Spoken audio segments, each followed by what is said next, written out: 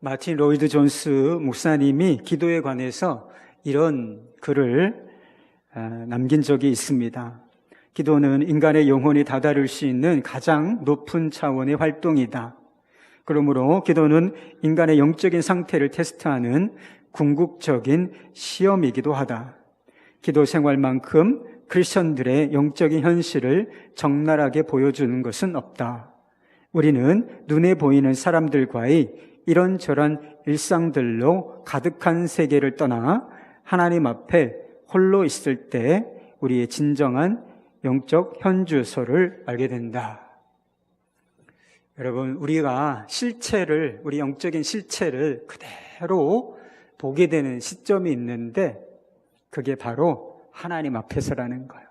세상의 모든 것을 다 뒤로 하고 하나님 앞에 홀로 섰을 때 내가 어떤 사람인지, 그리고 나의 영적 상태가 어떠한지가 분명하게 드러나게 된다. 그런 말씀이지요. 기도에 관한 말 중에 기도의 수준이 삶의 수준이다. 이런 이야기가 있습니다. 여러분은 이 이야기에 동의하십니까? 실제적으로 영적으로 좀 수준이 높은 사람들은 다 깊은 기도의 사람들이었다라고 하는 것을 우리가 알 수 있습니다. 하나님께서 우리의 기도를 통하여 연약하지만 우리의 기도를 통하여 계획하신 일은 아주 차원이 높고 위대합니다. 그럼에도 불구하고 왜 우리의 삶의 수준은 여전히 낮은 단계에 머물러 있겠습니까? 우리의 기도의 수준이 낮고 또 낮을 뿐만 아니라 좁기까지 하기 때문이 아닐까 싶습니다. 예수님께서 우리에게 가르쳐 주신 기도의 수준은 아주 높습니다. 하늘에 계신 우리 아버지여, 이름이 거룩히 여김을 받으시옵소서. 예수님께서 가르쳐 주신 기도는 우리의 시선을 지상에서, 나로부터, 이 세상으로부터 끌어올려 하늘에 계신 하나님을 바라보게 만듭니다. 그리고 나를 넘어서 하나님의 하나님을 영화롭게 하는데 관심을 두도록 만든다는 거예요. 우리가 하나님의 이름을 영화롭게 하고 하나님의 이름을 영광스럽게 하는데 초점을 맞추고 계속 기도한다고 한번 생각해 보십시오. 여러분, 우리의 삶의 수준이 자연스럽게 높아질 수밖에 없는 것입니다. 예수님께서 가르쳐 주신 기도는 높은 곳을 바라보도록 만들 뿐만 아니라 더 멀리, 그리고 아주 넓은 세계를 바라보도록 만듭니다. 아버지의 이름이 거룩히 여김을 받으시오며 라고 하는 기도 다음에 나오는 기도가 나라가 임하시오며 라고 하는 기도입니다. 여러분, 생각해 보십시오. 하나님의 나라가 얼마나 크고 광대하겠습니까? 여러분, 우리가 모든 상상을 동원한다고 해도 우리가 생각하는 것보다 더 크고 위대한 나라, 그게 바로 하나님의 나라인 것입니다. 이 세상의 모든 나라들을 뛰어넘는 그 나라, 그것이 바로 하나님의 나라인 것이지요. 그러나 많은 사람들이 기도할 때 우물한 개구리처럼 기도하는 것 같습니다. 나의 필요, 그리고 나의 문제, 그리고 조금 더 확장되면 우리 가정, 거기서부터 조금 더 넓어지면 우리 교회, 이 정도 수준을 넘어가지를 못하기 때문에 기도를 하지 않는 것은 아니지만 기도를 통하여 우리의 삶이 확장되어지고 그리고 우리의 삶의 수준이 넓어지고 있지를 못한 것이 아니겠는가 하는 것입니다. 지난주에도 기도에 우선순위가 있다고 말씀을 드렸습니다. 하나님을 향한 기도가 우선하여야 한다라고 말씀을 드렸습니다. 그리고 이 주기도문이 속해 있는 마태복음 6장 끝부분에서는 예수님께서 기도의 우선순위를 아주 분명하게 말씀해 주셨습니다. 너희는 먼저 그의 나라와 의를 구하라. 하나님과 그분의 나라가 기도의 우선순위가 되어야 한다고 아주 분명하게 말씀해 주신 것이죠. 여러분, 그렇다면 우리가 모든 것에 앞서서 우리의 문제나 필요나 우리의 가정, 그 모든 것을 앞서서 우선하여 기도해야 할 하나님의 나라는 어떤 것일까요? 대부분의 사람들이 하나님의 나라를 어떤 장소라고 장소적인 개념으로 이해하는 것 같습니다. 저 하늘 어딘가에 있는 아름답고 부요한 나라, 그 나라가 바로 하나님의 나라라고 생각하는 것 같습니다.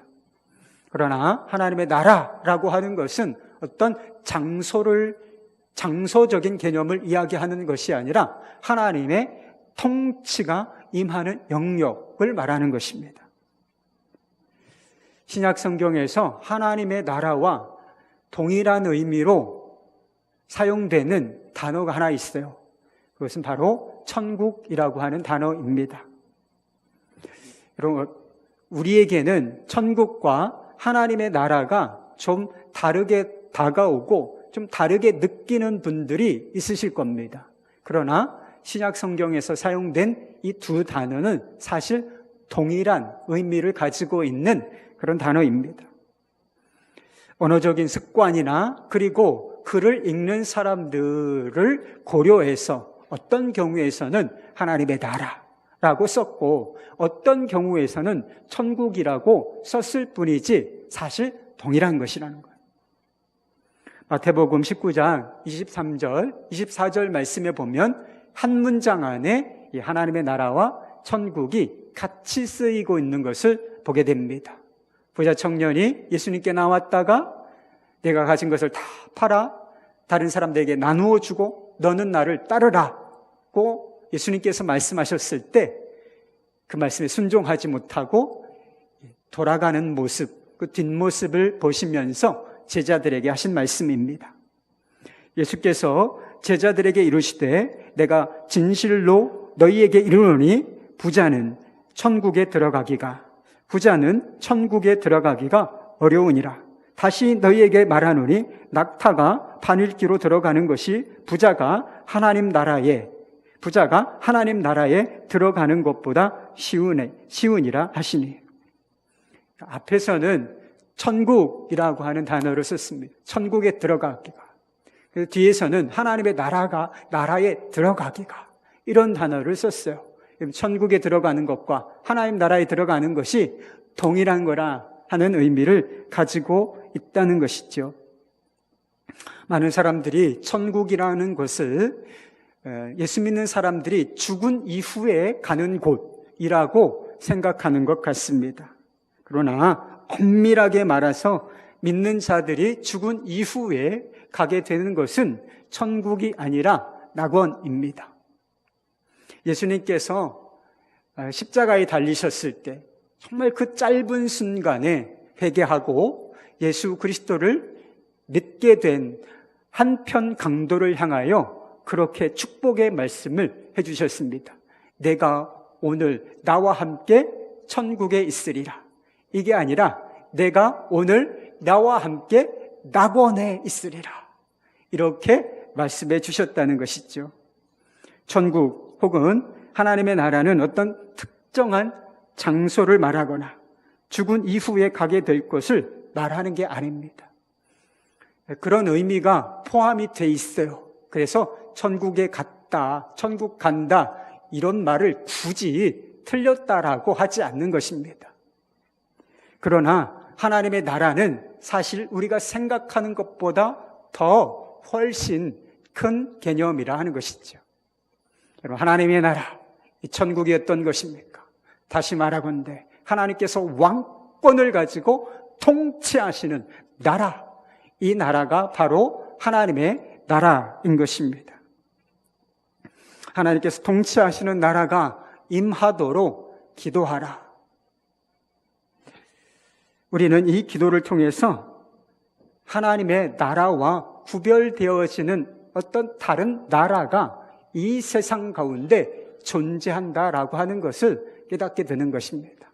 바로 사탄, 마귀가 통치하는 나라인 것이지요.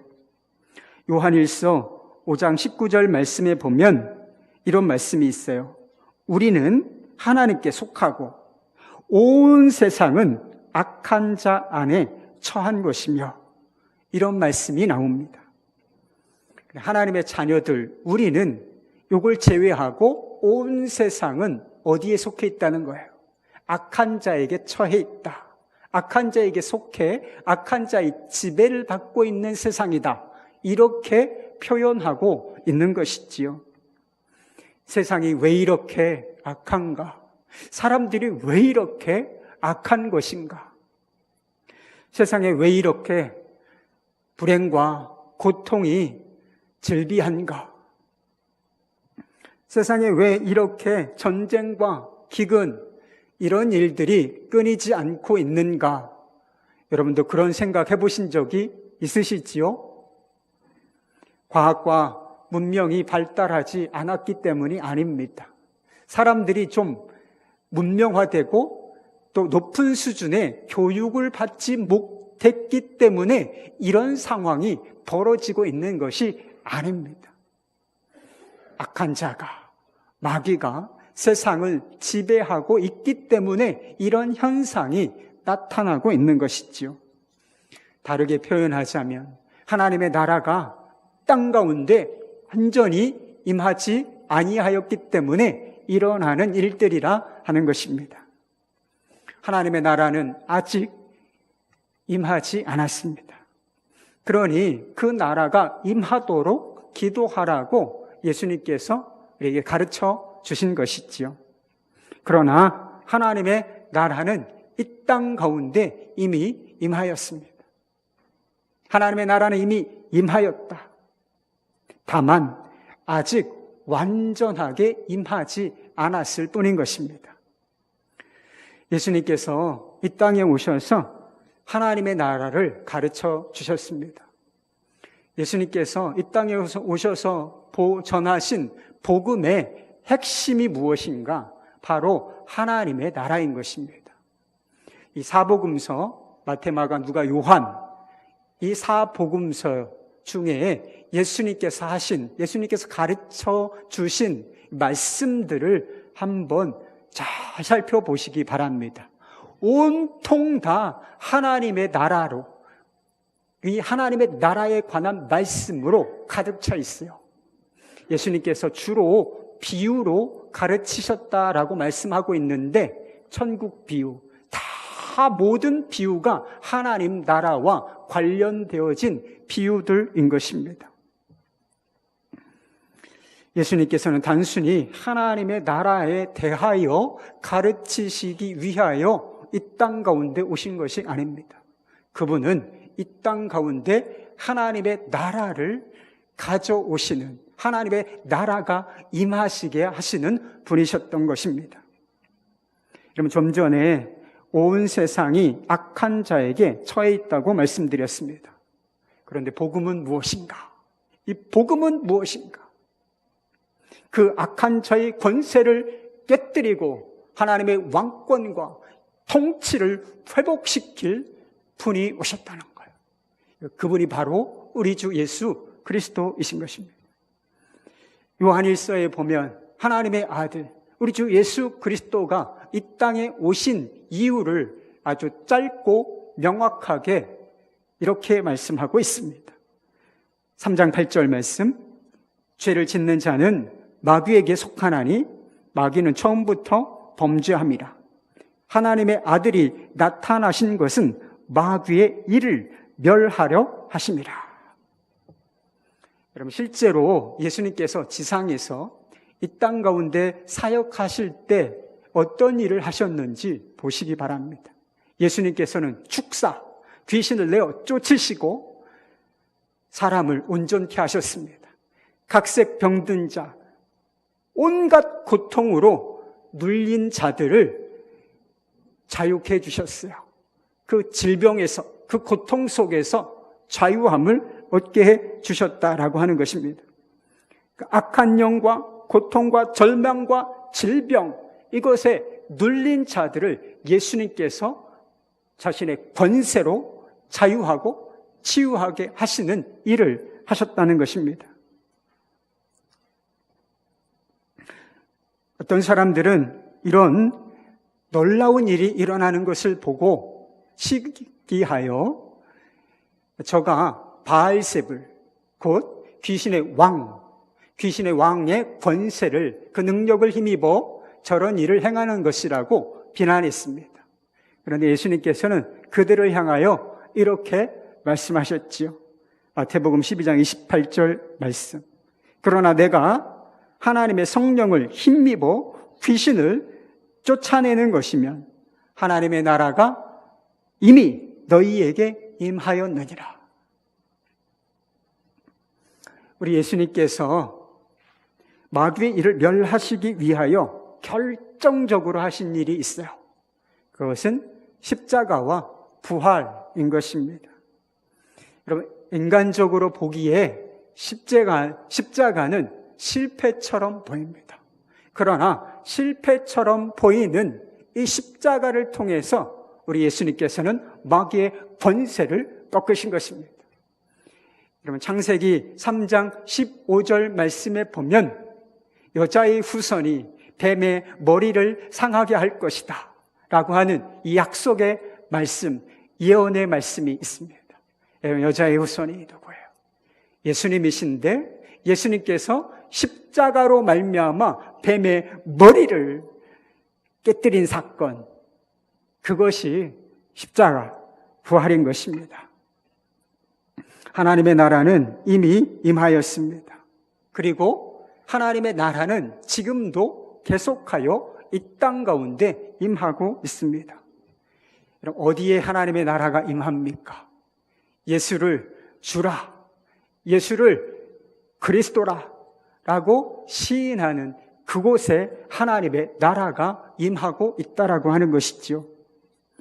예수를 믿음으로 말미암아 거듭난 하나님의 백성들의 공동체, 그것이 이 땅 가운데 임한 하나님 나라인 것입니다.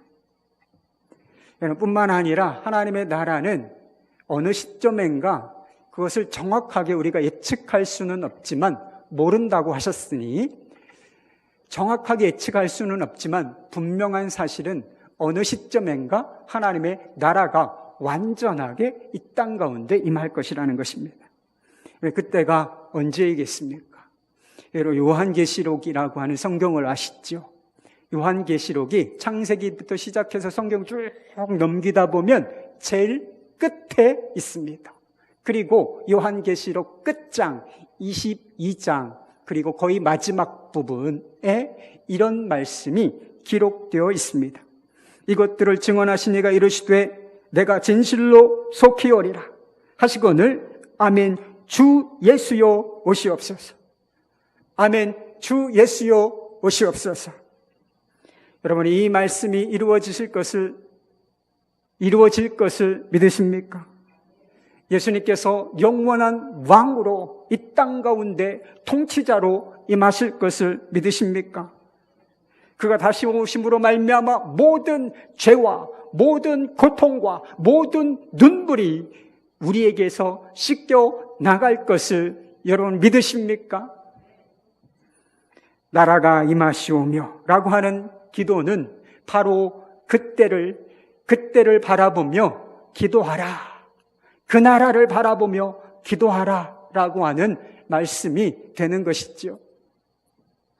하나님의 나라를 위한 기도, 이것은 어떤 단체에서는 선교 완성이라고 하는 기도라고 부릅니다. 선교 완성을 위한 기도. 예수님의 복음이 온 세상 가운데 전해지고, 그리고 물이 바다를 덮음과 같이 하나님을 아는 지식이 온 세상 가운데 충만해질 때 예수님께서 다시 오신다고 하셨기 때문에 이 선교가 완성되는 그날 오신다고 하셨기 때문에 선교 완성을 위한 기도라고 부르기도 하는 것입니다. 하나님의 나라는 이미 임하였습니다. 그리고 하나님의 나라는 완전히 임할 것입니다. 그리고 그 중간에 우리의 삶과 우리의 기도가 있는 것입니다. 하나님께서는 우리가 얼마나 연약합니까? 연약하지만 하나님 나라를 구하는 이 기도를 사용하셔서 하나님의 나라를 이 땅 가운데 허락해 주신다, 사용하시겠다라고 말씀하신 것이죠. 여러분, 우리 중에 무엇을 위하여 기도해야 하나? 기도할 게 없다, 이런 느낌을 갖고 계신 분들이 혹시 있으십니까? 하나님의 나라라고 하는 관점으로 보면 온통 다 기도할 거예요. 우리 지역사회, 우리 가정, 이 나라, 저 북한, 온 세상 열방을 바라보며 하나님의 나라가 임하였는가라고 하는 이 관점으로 보면 기도할 게 너무 많은 거예요. 우리가 주간 기도 제목을 매주 이렇게 기도 제목을 작성해서 배포하고 있습니다. 담임 목사로 좀 안타까운 마음이 있어요. 관심을 가지신 분들이 지극히 적다. 그래도 저는 이 일을 포기하지 않으려고 합니다. 적은 수의 인원이 반응하더라도 하나님의 나라를 위한 기도, 이걸 받으시기를 원하십니까? 근데 그 내용, 앞뒤로 이렇게 빼곡하게 되어진 이 기도, 이게 모두 다 하나님의 나라를 위한 기도가 되는 것입니다. 그런데 우리가 이 시점에서 점검해 보아야 할 것이 있습니다. 그것은 하나님의 나라가 내 마음과 내 삶 속에서 실제가 되었는가라고 하는 것입니다. 예수님께서는 분명히 하나님의 나라를 위하여 기도하라고 가르치셨습니다. 너희는 먼저 그의 나라와 그의 의를 구하라. 우리가 예수님의 이 말씀을 모르는 바가 아니죠. 여러분, 이 말씀 처음 들은 분 혹시 계십니까? 우리 중에 이 이야기를 처음 들어보신 분은 거의 없으실 것입니다. 그런데 왜 우리는 하나님의 나라가 품어지지 않는 것입니까? 기도를 해도 자신과 가정이라는 이 좁은 범위를 벗어나고 있지를 못하고 있는가 말입니다. 여러 원인이 있을 수 있지만 하나님의 나라가 내 마음 가운데, 내 삶 가운데 실제가 되지 않았을 가능성이 큰 것입니다. 사실 하나님의 나라를 진심으로 마음으로 품고 기도할 수 있는 사람은 딱 한 종류의 사람밖에는 없어요. 하나님의 나라 속에서 살고 있는 사람입니다. 예수님을 믿는다는 것은 단순히 어떤 지식이나 개념, 철학을 받아들이는 것이 아닙니다. 어떤 지식을 아는 것이 예수를 믿는다라고 말하는 것인가? 절대로 그렇지 않습니다. 그런 부분이 없는 것은 아니요. 예수님이 어떤 분이신가를 알아야 하지요. 그렇지만 진정한 믿음이라고 하는 것은 예수님을 살아계신 인격체로서 받아들이는 것입니다. 살아계신 인격체로서 인정하고 받아들이되 삶의 주인으로 모시고 받아들이는 것을 말하는 것입니다.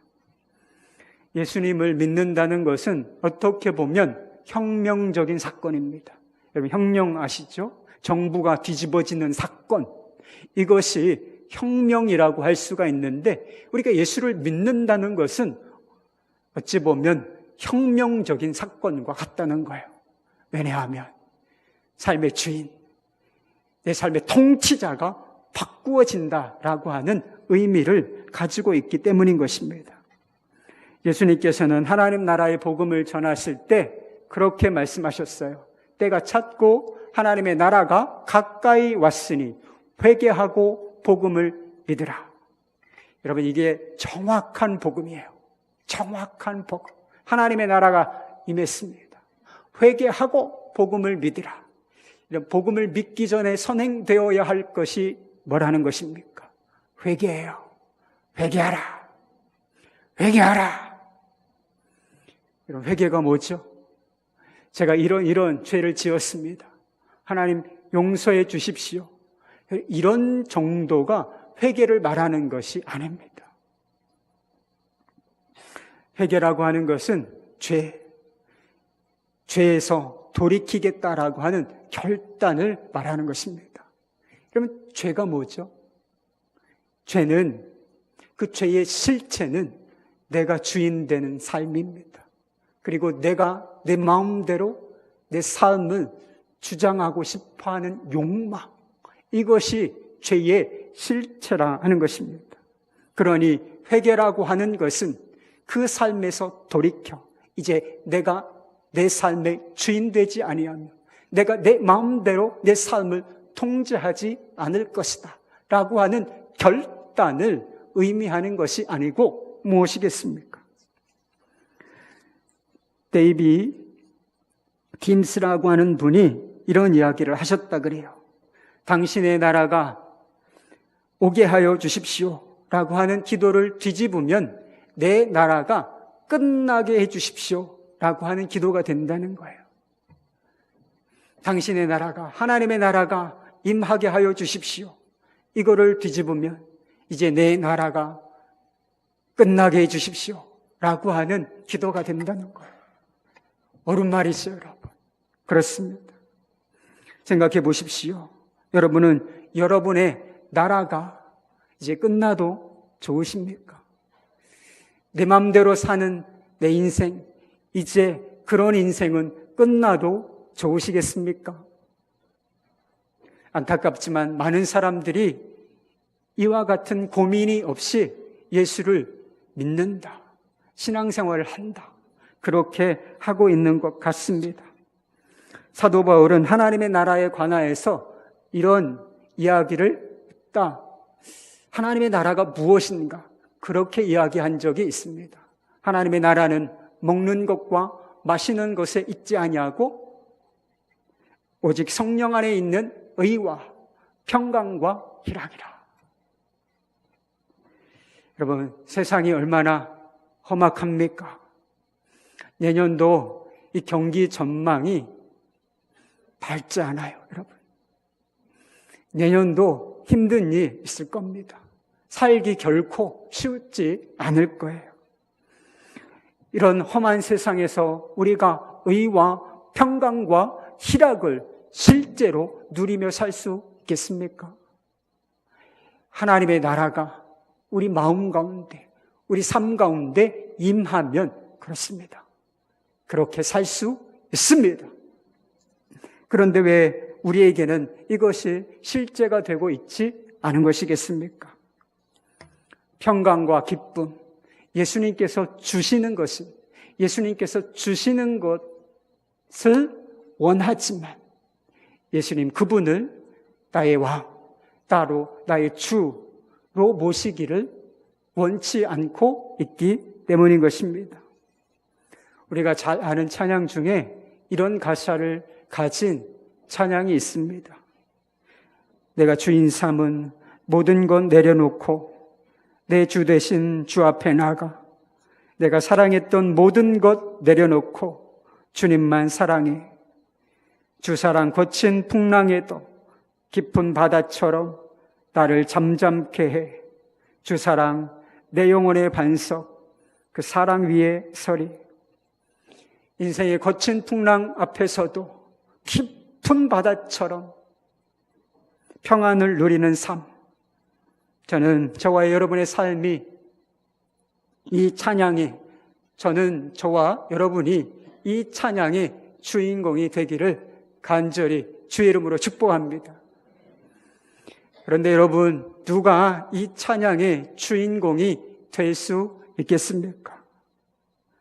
내가 주인 삼은 모든 것 내려놓고 내 주 대신 주 앞에 나아가 내가 사랑했던 모든 것 내려놓고 주님만 사랑해. 여러분, 이 고백이 실제가 된 사람, 그 사람뿐인 것입니다. 예수님께서 왕으로 통치권을 행사하고 있는 인생들 뿐이라 하는 것입니다. 지금까지 여러분은 어떻게 인생을 살아오셨습니까? 여러분, 내 인생, 내 마음대로 사라지지 않는 게 인생입니다. 내가 다 책임질 수 없는 게 내 인생인 것이지요. 내 인생 사는 것이 왜 이렇게 힘들게 느껴지나? 인생 사는 것이 힘들게 느껴지는 것은 내 마음대로 사라지지 않는 인생을 억지로 내 마음대로 살아보려고 그렇게 살았기 때문인 것입니다. 인생이 왜 이렇게 무겁고 수고롭게 느껴지는가? 내 스스로 다 책임질 수 없는 인생을 책임지고 그렇게 살아보려고 해왔기 때문인 것입니다. 이제 내 마음대로 사는 내 나라는 끝났다. 여러분, 이것은 두려운 일이 아니라 복음인 것입니다. 주여, 저를 다스려 주옵소서. 제 삶에 하나님의 나라가 임하기를 원합니다. 주여, 제 삶에 하나님의 나라가 임하기를 원합니다. 여러분, 이것만큼 놀라운 기도가 없다는 거예요. 이 기도는 예수님께서 우리를 책임지시고 우리를 보호하시며 우리를 인도하시는 주가 되신다는 뜻이기 때문인 것입니다. 여러분, 대세라고 하는 단어를 아실 겁니다. 제가 사전에서 찾아보니까 이런 뜻을 가지고 있었습니다. 일이 어찌할 수 없이 되어 가는 결정적인 형세라고 되어 있었습니다. 거스를 수 없는 일의 흐름이라고 하는 뜻을 가지고 있는 것이죠. 여러분, 대세를 알면 어디에 줄을 서야 할지 아는 거잖아요.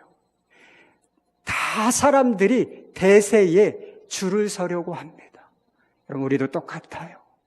대세를 알면 우리가 무엇을 위하여 살고, 그리고 우리의 삶의 자원들, 이것을 어디에 투자하고, 그 자원 중에 가장 소중한 자원, 이 기도라고 하는 것을 어디에 사용해야 할지가 분명해지게 되는 것입니다. 요즘은 뭐가 대세입니까? 요즘은 뭐가 대세인가요? 여러분, 온 우주적인 대세가 있으니 그게 바로 하나님의 나라인 것입니다. 백수십 년 전에 조선 땅에 복음을 들고 온 사람들, 선교사님들이 있으시지요. 그 중에 언더우드라고 하는 이름을 가진 선교사님이 계십니다. 감리교회에 아펜젤러 선교사님이 있다면 이 장로교회에는 언더우드 선교사님이 거의 최초로 이 땅을 밟고 선교를 시작했다라고 알려져 있습니다. 그런데 언더우드 선교사님이 이런 기도문을 남겨놓으셨다라고 알려져 있어요. 제가 그 기도문을 좀 읽어드려 보겠습니다. 오 주여, 지금은 아무것도 보이지 않습니다. 주님, 메마르고 가난한 땅, 나무 한 그루 시원하게 자라오르지 못하고 있는 땅에 저희들을 옮겨와 앉히셨습니다. 그 넓고 넓은 태평양을 어떻게 건너왔는지 그 사실이 기적입니다.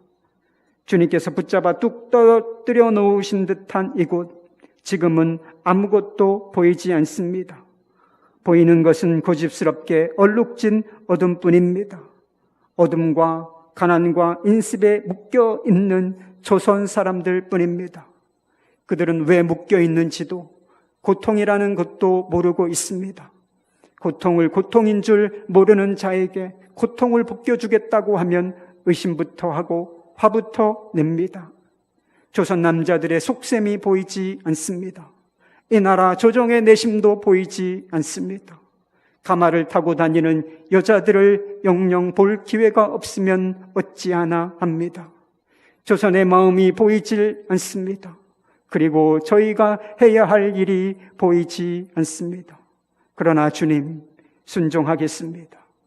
겸손하게 순종할 때 주께서 일을 시작하시고 그 하시는 일을 우리들의 영적인 눈이 볼 수 있을 날이 올 줄 믿나이다.